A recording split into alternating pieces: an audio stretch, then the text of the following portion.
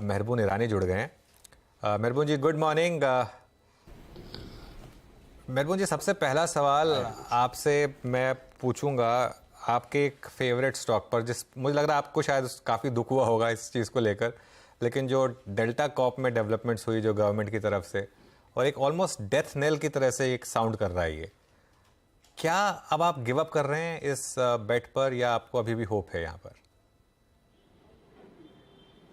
Sir hope और give up करने की बात नहीं है। हमें अंडरस्टैंड करना चाहिए कि डेल्टा कॉप ने जो प्रोजेक्ट लगाया था, कसिनोज की बात कर रहा हूँ, I think this has never been easy business for anybody.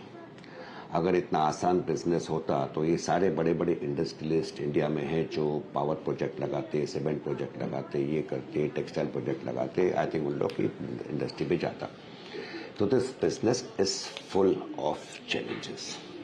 अगर आप ग्लोबली भी देखो तो there are very few entrepreneurs who have entered this business and all of them have done very very very very well over a period of time. तो ये challenges है, they keep on coming, it will be a matter of litigation, कहना difficult है कि कितना time लगेगा, what will be the final outcome, and I am no one to predict because ये देश में जो सडन अनाउंसमेंट आते हैं, this remain challenges, it's not only for one industry, it could be for many other industries also. But अभी की बात delta की और कसिनो इंडस्ट्री की, दूसरे साइड पे हमें समझना चाहिए कि this is a cash cow for the state government and cash cow for virtually the central government also. So somewhere one can be hopeful कि something will come out. रही बात इंडस्ट्री की, आज तक I have never heard a single voice, including you, me, anybody for that matter, who says कि business will not keep on growing. अभी बीच में GST का आया था 28% टैक्स का, which Delta says they already been paying it. अभी mode of calculation change हो रहा है, सेटबैक है, बट कहीं पर हमें लगता है कि मार्केट विल एक्सेप्ट दैट। अभी आई पाई है तो डिमांड की, demand will ultimately be challenged. Obviously, it will be challenged. And I remember, I think Anuj, you also will agree, and I think मैंने आपको सुना भी था कि this is a thing which has come. It's a setback. It doesn't look very practical, but it's a setback. So 100% it's a setback. Somewhere I feel something will get worked out. It may take its own time. Litigation India may doesn't happen in a hurry. Things don't happen and in a hurry. But as far as business goes, I think this has always been full of challenges. There are all sorts of noise which keeps on happening. But considering ये एक industry है जो आगे चल के solid growth दे सकती है, solid revenue दे सकती है सबको, and if you take it as a little bit of an entertainment vis-a-vis F&O type of derivatives trading which is happening right now, where people keep on losing money yet people keep on indulging. Indians ultimately are the second biggest gamblers in the world. तो कहीं पर एक consensus आता है, and if this industry tends to be developed, we will have a very different story to say about Delta maybe a year later or a year and a half later. We don't know. But as of now, yes, मैं आपके साथ बिल्कुल सहमत हूँ। कहना difficult है, what is going to be the ultimate outcome and what will happen. This type of things keep on happening. This is a thing which can have a legal litigation which will keep on going maybe for a few years also, I don't know. But it's unfortunate, it's sad. From a business angle, I don't think I have changed my view. I think it is a business which will keep on growing unless the regulator or the government comes up in a very big way against it. There could be some issues here and there which I hope will get ironed out over a period of time.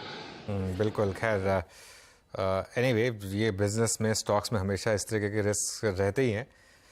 Pharma में अच्छा momentum आ रहा है आज। मेहरबून जी, कोई pharma में pics आपकी? औरोबिंदो में शानदार मूव है आज खास तौर से। Yeah, I think I would like to honestly stay away from pharma. I think ये मार्केट वैसा टाइम आ गया है कि one has to be very very very selective. अगर कोई भी 5 करोड़ का चेक आपको देता है, बोलता है मुझे मार्केट में इन्वेस्ट करना है, मैं आपको कहता हूँ कोई भी फंड मैनेजर को पूछो, I think investing incremental money for anybody has become a very big challenge. हमारे सामने challenges have come in all types of faces.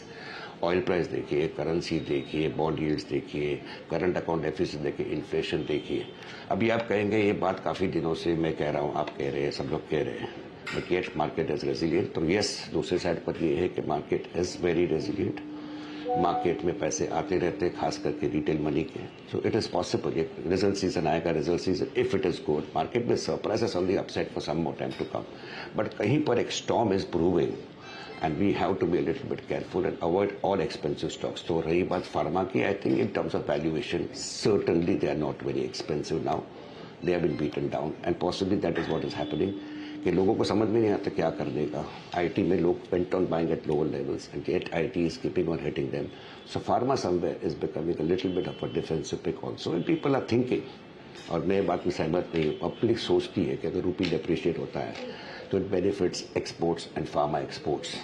But the fact is that market itself has become very challenging as far as regulatory thing goes abroad also, especially in the US and the Europe. So I am not very positive on this particular sector. इतना कहूँगा कि ये level से ऊपर जाने की possibility ज़्यादा है as compared to lower sides because the valuations are not very expensive now. Okay, HDFC bank आपके पोर्टफोलियो में आई एम श्योर होगा.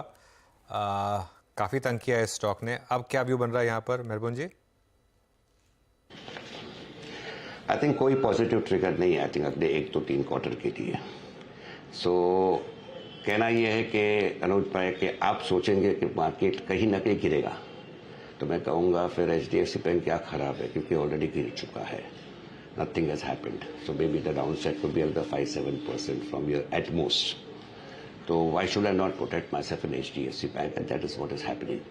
But अभी के लिए कोई ट्रिगर नहीं है. अगर आप देखो तो कंपनी की लिक्विडिटी इतनी बढ़ गई है कि overall it's cost has gone up. Secondly, in a country like India, when you come under the RBI, especially with HDFC Bank or HDFC merger complete RBI, I think the regulatory things, the compliance things, the cost keep on going up. So if you look at the cost to income ratio, that is going to go up अगले 1-2 quarter के लिए. Also ये liquidity बढ़ने के कारण the money always which is lying with you, I think carries a cost. तो इसी कारण से मुझे लगता है कि the margins will also be under pressure when the market recognizes. Weightage बढ़ेगा every quarter में या every month में, every 2 months में. You will keep on seeing these movements.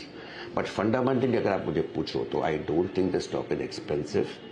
But there are no positive triggers. तो अगर किसी के पास हो, नहीं बेचा हो, कोर होल्डिंग कहते आ रहे हैं, जैसे मैं कहते आ रहा था बरसों से कि core holding it has given super returns. But if you ask me, I think last few months have been negative for it. और I don't see anything positive happening for the next few months more. Again like pharma, this is a bigger thing.